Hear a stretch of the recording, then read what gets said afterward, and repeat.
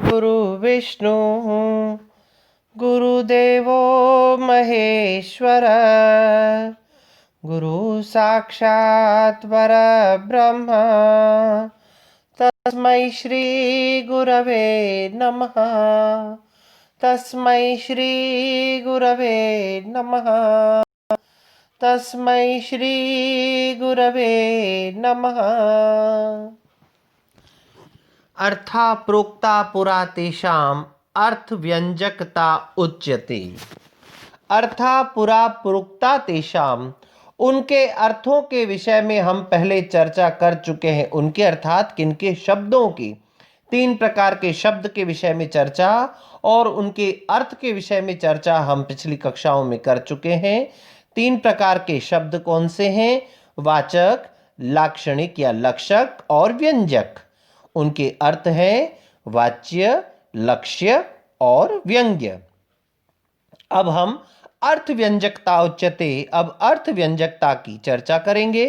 अर्थ व्यंजकता से तात्पर्य, पिछली कक्षा में हम शाब्दी व्यंजना को उदाहरण सहित पढ़ चुके हैं। आज हम आर्थी व्यंजना का अध्ययन करेंगे। वक्तृबोधव्य काकुनाम वाक्य वाच्यान्य सन्निधे प्रस्ताव देश कालादि वैशिष्ट्यात् प्रतिभाजुषाम यो अर्थस्य अन्यार्थदि हेतु व्यापारो व्यक्तिरेव सा। वक्ता, बोधा अर्थात बोधव्य, काकु वाक्य, वाच्य, अन्य सन्निधि, प्रस्ताव, देश, काल इत्यादि के वैशिष्ट्य से सहृदयों को अन्य अर्थ की, जो अन्य अर्थ एक है मुख्यार्थ, उस मुख्यार्थ से भिन्न अर्थ की प्रतीति कराने वाला जो व्यापार होता है वह आर्थी व्यंजना कहलाता है। यहाँ पर जो आर्थी व्यंजना है वह विभिन्न प्रकार के उपायों से भिन्न अर्थ को प्रतीत करवाती है। कई बार वह वक्ता के वैशिष्ट्य से, कई बार बोधा के वैशिष्ट्य से और कई बार काकू, काकू अर्थात ध्वनि का भिन्न प्रकार से उच्चारण किया जाना। जैसे मान लीजिए किसी ने कोई बात कही आपको और आपको उसकी बात पर विश्वास नहीं और आपको लग रहा है कि वह झूठ बोल रहा है, तब आपके मुंह से एक अलग प्रकार की ध्वनि, कई बार भिन्न भिन्न लोग भिन्न भिन्न प्रकार की ध्वनियां निकल, ओहो अच्छा अच्छा, तो आप आज इसलिए विलंब से आए। ये जिस प्रकार से, अच्छा आप इसलिए विलंब से आए, एक वो और एक का वाक्य में ध्वनि को भिन्न प्रकार से बोलना, एक अलग प्रकार की ध्वनि से उच्चारण करना, इसे काकू कहा जाता है। वाक्य, वाच्य, अन्य की सन्निधि, प्रस्ताव, देश, काल और चेष्टा आदि के वैशिष्ट्य से वह मुख्यार्थ जो है भिन्न अर्थ की जब प्रतीति करा देता है तो उसे आर्थी व्यंजना कहते हैं। सबसे पहले हम वक्ता के वैशिष्ट्य से व्यंजना का उदाहरण देखेंगे। अति पृथुलम जल कुंभम गृहीत्वा समागतास्मि सखी त्वरितम श्रम स्वेद सलिल निश्वास निसहा विश्रामयामि तावत विश्रामयामि क्षणम। यहाँ एक सखी है, वह जल भरने के लिए, 2 सखियां हैं, जल भरने के लिए जाती हैं और एक सखी जल भरने के बहाने से अपने उपनायक से मिलकर के आती है। जब वह आती है तो वहाँ सूरत के व्यापार के चिन्ह स्वरूप पसीना आदि को छिपाने की दृष्टि से उस सखी से, अपनी दूसरी सखी से उसका निवारण, उस चौर्य को छिपाने की दृष्टि से क्या कहती है, हे सखी, मैं बहुत भारी पानी का घड़ा लेकर चली आ रही हूँ और बड़ी जल्दी जल्दी चली आने के कारण से और परिश्रम के कारण मुझे पसीना आ रहा है और मेरी तेज तेज श्वास चल रही है, इसलिए मैं परेशान हो गई हूँ। तुम जल्दी से घर जाओ, मैं थोड़ी देर यहाँ बैठ करके सुस्ताऊंगी, कुछ देर यहाँ विश्रामयामि क्षणम, कुछ क्षण यहाँ विश्राम करूंगी। यहाँ अपने चौर्य को उस प्रकार से, जिस प्रकार से वह जाकर के अपने उपपति से मिलकर के आई है उसको छिपाने का वह प्रयास कर रही है। दूसरा उदाहरण बोद्धव्य की दृष्टि से है। औनिन्द्यं दौर्बल्यं चिन्तालसत्वं सनिश्वसितं मम मंद भागिन्या कृते सखी त्वामपि अहह परिभवति। दो सखियां हैं, उनमें से एक सखी का उपपति है, वह उसकी दूसरी सखी के साथ संयोग हो जाता है उन दोनों का, और जब इसको जानकारी हो जाती है तब यह बड़ी ही अलग प्रकार की भाषा में व्यंजना करते हुए कहती है कि हे सखी, मुझ मंद भागिनी के कारण मेरा तो, क्योंकि मेरे उपपति ने या प्रेमी ने मुझे धोखा दिया है, उस कारण से मुझे नींद नहीं आती है, दुर्बलता है, चिंता है, आलस्य है, मेरी श्वास तेज तेज चलती है इत्यादि ये कष्ट तो हैं ही, लेकिन मेरी सखी होने के कारण तुझे भी भोगने पड़ रहे हैं। बड़े ही खेद की बात है। क्या तात्पर्य यहाँ पर उस दूती का, उस दूसरी सखी का, उस नायिका के प्रेमी के साथ भोग का व्यंग्य है। अर्थात तुम मेरी सखी होने के कारण से नहीं, या जब उसके साथ में तुम मित्रता करके आई हो, इसीलिए तुम्हें यह सब कुछ भोगना पड़ रहा है। अब एक उदाहरण दो और दूंगा मैं, अन्य की सन्निधि से वैशिष्ट्य।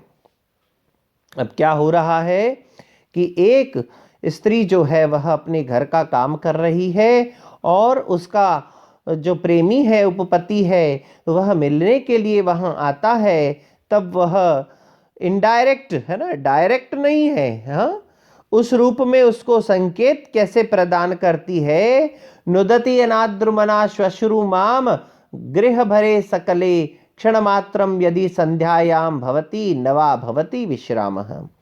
वो क्या कहती है कि हे निर्दयी, मेरी निर्दयी सास जो है घर के सारे काम मुझसे ही करवाती है, इसलिए कभी कभी मुझे सायंकाल के समय थोड़ा सा विश्राम मिल जाता है, और कभी कभी समय मिले तो सायंकाल में मिले, नहीं तो कभी वह भी समय नहीं मिलता है। गुरुजनों की सन्निधि के कारण से वह जो नायिका है वह अपने नायक को सायंकाल के समय आने को सूचित कर रही है। फिर आता है प्रस्ताव के वैशिष्ट्य से व्यंजना किस प्रकार से आती है उसको देखेंगे हम। श्रूयते समागमिष्यति तव प्रिये अद्य प्रहर मात्रेण एवमेव न किमिति तिष्ठति तत् सखी सज्जय करणीयम। कहते हैं कि हे सखी, सुनते हैं कि आज तुम्हारे प्रियतम जो है वो एक प्रहर के भीतर भीतर तुम्हारे समीप आ जाएंगे। दो सखियां आपस में बात कर रही हैं, तब वो कह रही है कि आज तुम्हारे प्रीतम जो है वो एक भीतर के आ जाएंगे, तो तुम ऐसे ही क्यों बैठी हुई हो, तुम उनके पास जाने योग्य कार्यों की तैयारी करो।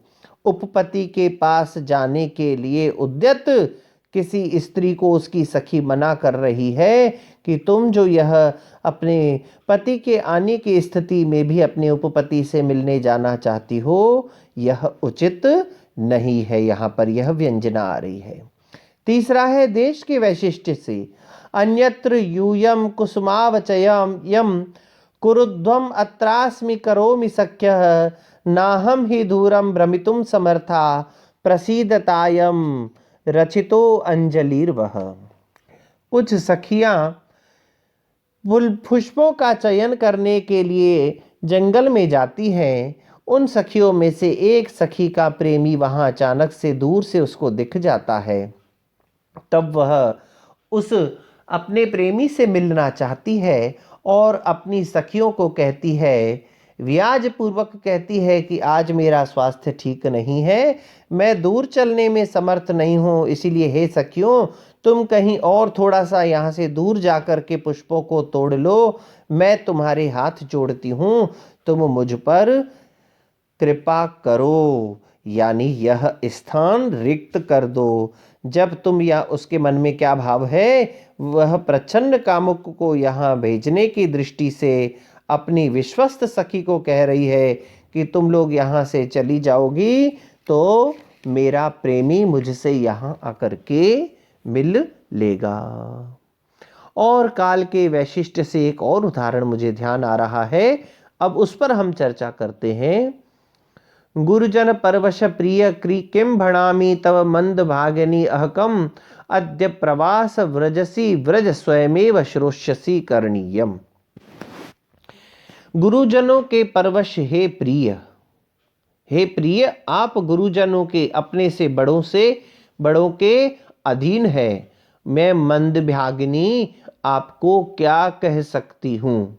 वस्तुतः आप ना तो आप जाना चाहते हैं न मैं आपको बेचना चाहती हूँ, किंतु माता पिता और गुरुजनों की आज्ञा के कारण से आज यदि आप इस समय जा रहे हैं, अर्थात वसंत काल के समय अगर जा रहे हैं, तो आगे क्या करना चाहिए यह बात आपको स्वयं ज्ञात हो जाएगी कि आप जब मुझे ऐसी ऋतु में, वसंत ऋतु में छोड़ करके जा रहे हैं तो मेरा जीवन शेष नहीं रहेगा। और जब यह बात तुम्हें मेरे मृत्यु की सुनने को मिल जाए, फिर तुम्हें क्या करना है यह तुम जानो और तुम्हारा काम जाने। यहाँ पर वसंत काल के वैशिष्ट्य से व्यंजना का उदाहरण है। इस प्रकार से कुछ उदाहरणों से हमने देखा कि वक्ता, बोधा, काकू, वाक्य, वाच्य, अन्य सन्निधि, प्रस्ताव, देश, काल और चेष्टा इत्यादि के वैशिष्ट्य से विभिन्न प्रकार के मुख्यार्थ जो हैं वो अन्य अर्थ में स्थिर हो जाते हैं, तो वहाँ पर आर्थी व्यंजना हो जाती है। और आगे फिर ये कहा गया है, शब्द प्रमाण वेद्यो अर्थो व्यक्नक्ति अर्थांतरम यतः अर्थस्य व्यंजकत्वे तत्शब्दस्य सहकारिता।